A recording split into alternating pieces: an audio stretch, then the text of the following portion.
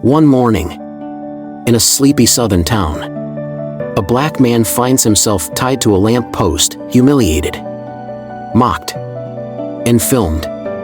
But this isn't just a prank, it's the beginning of something much bigger. Drop a comment and share where you're joining us from. If stories like this resonate with you, hit subscribe so you don't miss our next inspiring journey.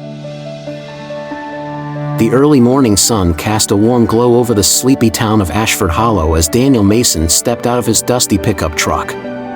His sharp eyes, shaded by a worn-out baseball cap, scanned the quiet streets and brick-front shops. With over 2 decades in law enforcement, Daniel had seen it all: urban chaos, small-town politics, and everything in between. But Ashford Hollow was different.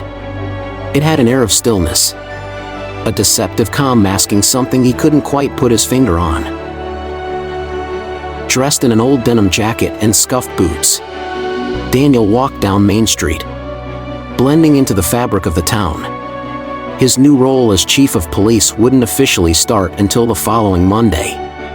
But he wanted to get a feel for the place on his own terms, without the formalities of badges and introductions.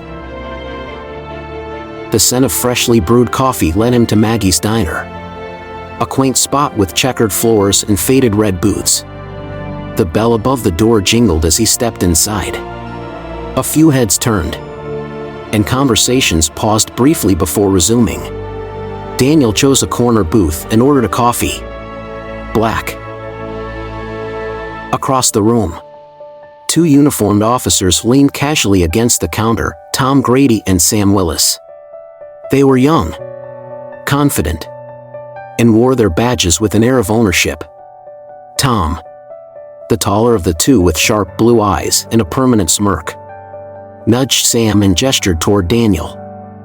"Hey, stranger," Tom called out, his voice carrying across the diner. "You just passing through? Or are you planning to stay a while?" Daniel looked up calmly. "Just getting to know the town." Sam chuckled under his breath. "Not much to know, old-timer. Ashford Hollow isn't exactly a tourist hotspot." The casual disrespect in their tone wasn't lost on Daniel. He sipped his coffee slowly, his expression unreadable. "You don't look like you're from around here," Tom continued, his smirk widening. "You planning to stick around, cowboy?" Before Daniel could respond, Maggie herself, a petite woman with graying hair and sharp eyes, appeared from the kitchen. "Tom, Sam, don't you two have better things to do than bother my customers?" The 2 officers exchanged a glance before shrugging and turning back to their conversation. Daniel nodded his thanks to Maggie and finished his coffee in silence. Outside, the air felt cooler as he walked back to his truck. The encounter lingered in his mind, not because of the words exchanged, but because of the undertone. Ashford Hollow might look peaceful, but something told Daniel he'd have his work cut out for him. As he climbed into the driver's seat and started the engine, he caught his reflection in the rearview mirror. His weathered face, framed by his cap, stared back at him with quiet resolve. "Welcome to Ashford Hollow, Chief Mason." The sun had barely risen over Ashford Hollow when Daniel Mason laced up his running shoes and stepped outside his modest rental home. The crisp morning air carried the faint scent of pine as he jogged along the quiet streets. The town square, with its old fountain and wrought iron benches, sat empty, bathed in the soft orange glow of dawn. As Daniel rounded the corner near the old courthouse, a familiar squad car pulled up alongside him. Behind the wheel sat Officer Tom Grady, with Sam Willis lounging in the passenger seat. Their presence wasn't a surprise, but the smug expressions they wore set off alarms in Daniel's mind. "Morning, cowboy," Tom called out, leaning his arm casually out the window. "Didn't expect to see you out here so early." Daniel slowed his jog, wiping sweat from his brow as he turned to face them. "Morning, officers," Something I can help you with? Sam snickered, leaning forward. We were just wondering if you're lost. You know, strangers jogging around town can make folks nervous. Tom stepped out of the car, followed closely by Sam. The two officers flanked Daniel, their postures casual but their intentions clear. Mind if we see some ID? Tom asked, his smirk stretching wider. Daniel raised an eyebrow but reached into his jacket pocket for his wallet. Before he could pull it out, Sam patted him down roughly, his hands searching each pocket with unnecessary force. Easy there, Daniel said evenly. No need for that. Just making sure you're not carrying anything dangerous. Sam replied, his grin sharp. Finding nothing, Sam stepped back, and Tom gestured to a nearby lamp post in the center of the square. Tell you what, cowboy, why don't we make this memorable? Before Daniel could react, the two officers grabbed him, shoving him backward until his back hit the cold metal of the lamp post. Zip ties appeared from Tom's belt, and in a matter of moments, Daniel's wrists were bound tightly behind him, the rough plastic biting into his skin. The town square was waking up now. Shopkeepers unlocking their doors, early risers strolling by, and students waiting for the school bus all began to notice the scene. Some laughed awkwardly, others whispered, and a few raised their phones to record. Among the growing crowd, Daniel spotted a young boy, maybe 8 or 9 years old, standing frozen with his mother. The boy's wide, uncertain eyes locked onto Daniel, fear and confusion written across his small face. Tom and Sam stepped back, admiring their work. Welcome to Ashford Hollow, Tom said with mock grandeur, tipping an invisible hat. The officers walked away, leaving Daniel tied to the lamp post as the morning bustle continued around him. The crowd swelled, voices rising in murmurs and chuckles. But Daniel didn't focus on them. He kept his eyes on the boy in the crowd, the boy who had seen everything. The quiet resolve Daniel felt the day before turned into something else now. Determination. Whatever rot lay beneath the surface of Ashford Hollow, he was going to expose it. The cameras kept rolling. The crowd kept watching, and the morning sun climbed higher over the town square. By midday, the footage of Daniel Mason tied to the lamp post had spread far beyond the borders of Ashford Hollow. Uploaded by multiple bystanders, the video flooded social media feeds, local news channels, and even a few national outlets. The image of the seasoned officer, humiliated and restrained under the rising sun, became a symbol, though what it symbolized depended on who was watching. In town, reactions were mixed. Some laughed it off as harmless hazing, a prank between men in uniform. Others felt an unease they couldn't quite articulate. Something about the scene just didn't sit right. Meanwhile, the young boy from the crowd, Lucas, couldn't shake the image from his mind. His mother noticed how quiet he'd become, how he kept glancing nervously at the police officers he once thought were heroes. Back in his rented home, Daniel scrolled through the endless comments on his phone. Outrage, mockery, sympathy, it was all there in an unfiltered flood of public opinion. His phone buzzed with a call from his superior, Captain Warren Greaves. Daniel, what the hell happened out there? Greaves's voice was sharp, frustration barely contained. Daniel remained calm. I'm handling it, Captain. Well, handle it quietly. This isn't just embarrassing for you, it's a stain on the entire department. We don't need this kind of attention. Fix it. And do it fast. The call ended, leaving Daniel staring at the screen. The weight of the situation settled heavily on his shoulders. He could feel the pressure to sweep everything under the rug, to make it all go away. But then he thought of Lucas, the fear in the boy's eyes. The way he clutched his mother's hand. No. Daniel decided. This couldn't be ignored. The clock was ticking. And Ashford Hollow was watching. The fluorescent lights buzzed overhead as Daniel Mason stepped into the Ashford Hollow Police Department, dressed in his full uniform for the first time since arriving in town. His polished badge glinted under the harsh light. Officers bustled around the station, some glancing his way, others avoiding eye contact altogether.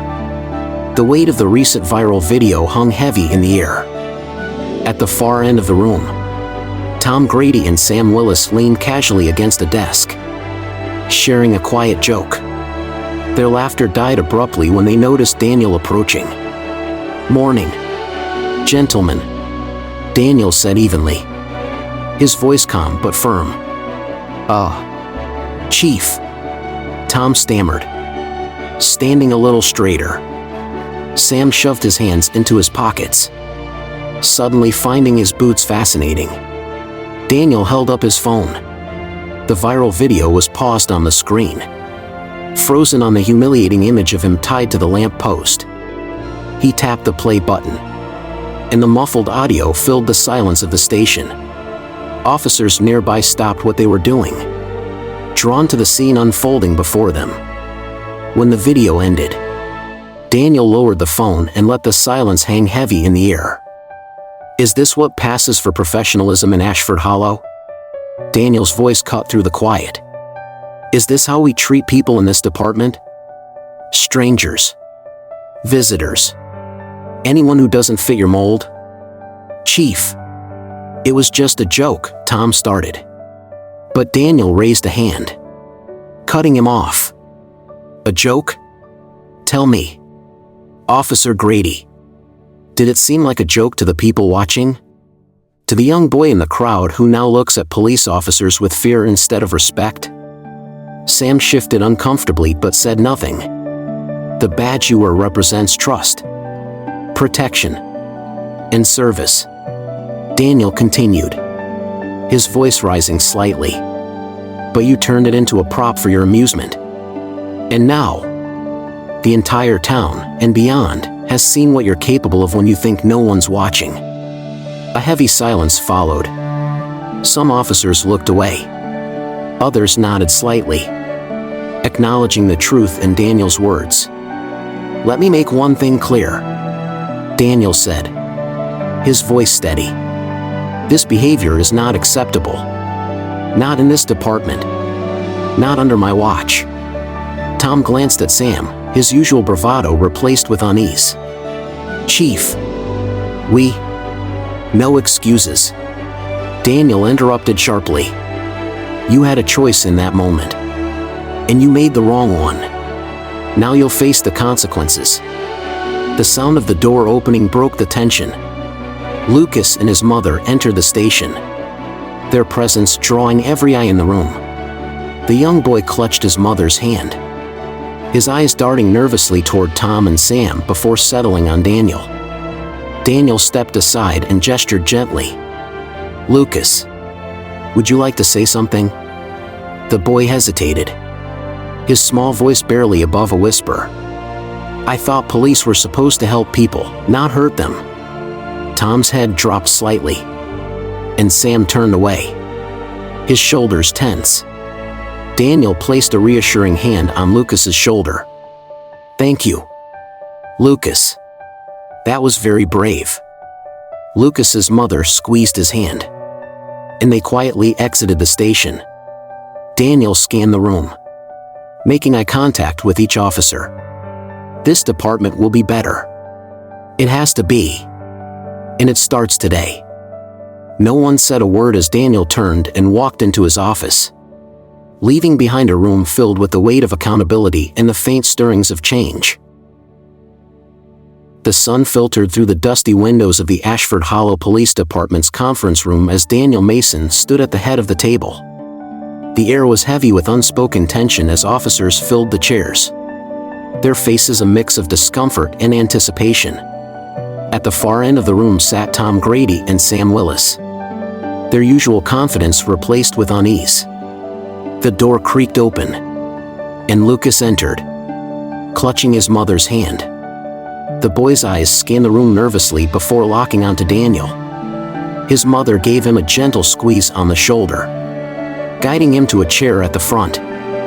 "Lucas," Daniel said softly, kneeling down to meet the boy's eye level. "Thank you for coming here today. I know this isn't easy, but what you have to say is important."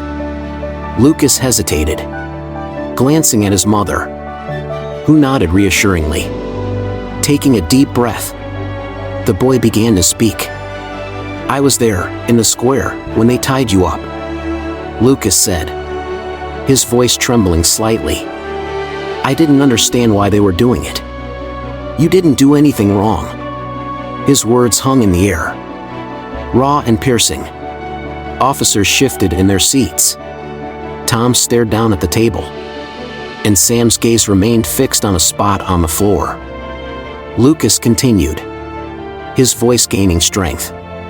"My mom always told me that police officers protect people, that they keep everyone safe. But they were laughing, and everyone was watching, and I felt scared. If they could do that to you, what could they do to me, or my mom?" A heavy silence filled the room as Lucas's words sank in. Even the faint hum of the fluorescent lights seemed distant. "Thank you, Lucas," Daniel said, his voice steady despite the emotion building in his chest. "You were incredibly brave to share that with us."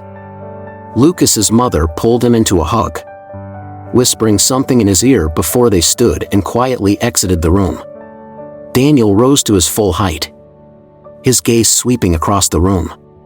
"This is the impact of what happened in the square. This is the damage caused, not just to me, but to the people we're supposed to serve and protect." Lucas's fear is not an isolated incident. It's a reflection of a deeper problem we need to address. For a moment, no one spoke. The weight of Lucas's words lingered, exposing cracks in the foundation of trust that the department had been built upon. As Daniel walked toward the door, he paused and turned back to face the room. Change isn't optional. It's necessary. And it starts with us. With that, he stepped out of the conference room, leaving behind a silence filled not with avoidance, but with the fragile beginnings of accountability. The sharp echo of Daniel Mason's boots filled the Ashford Hollow Police Department as he walked purposefully into the briefing room.